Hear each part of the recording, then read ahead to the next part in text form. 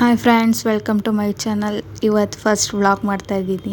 ಬೆಳಗ್ಗೆನೇ ಎದ್ದೆ, ನನ್ನ ಜೊತೆನೇ ನನ್ನ ಮಗಳು ಎದ್ಬಿಟ್ಲು. ಅವಳ ಜೊತೆ ಸ್ವಲ್ಪ ಟೈಮ್ ಸ್ಪೆಂಡ್ ಮಾಡಿ ಒಂದೆರಡು ಫೋಟೋ ತಗೊಂಡೆ. ಹಾಗೆ ಅವಳ ಜೊತೆ ಸ್ವಲ್ಪ ಟೈಮ್ ಸ್ಪೆಂಡ್ ಮಾಡಿ ಎಲ್ಲ ಕೆಲಸ ಮುಗಿಸ್ಕೊಂಡೆ. ಈಗ ಅವಳಿಗೆ ಸರಿ ಮಾಡಬೇಕು.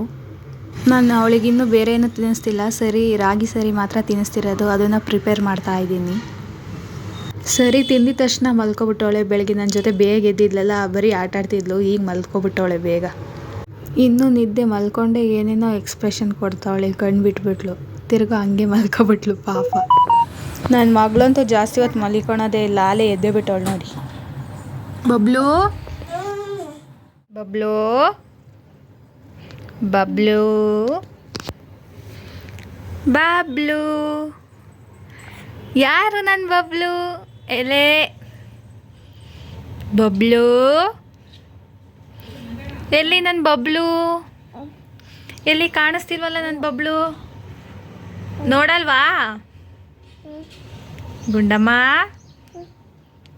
ಹ್ಞೂ ಅಂತ ಇದೆಯಾ? ನಾನು ಹೋಗ್ತೀನಿ, ನೀನು ಎದ್ದಾಳ. ಅಯ್ಯೋ ಅಯ್ಯೋ ಅಯ್ಯೋ ಅಯ್ಯೋ.